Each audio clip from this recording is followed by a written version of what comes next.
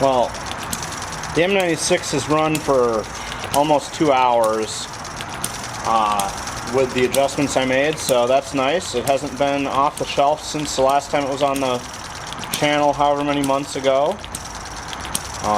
It's always a fun little engine. The pancake flywheel there with the crank in between makes it visually interesting anyway. But I have other stuff to do, so I'm gonna just hold the latch in here and shut it off. I don't like to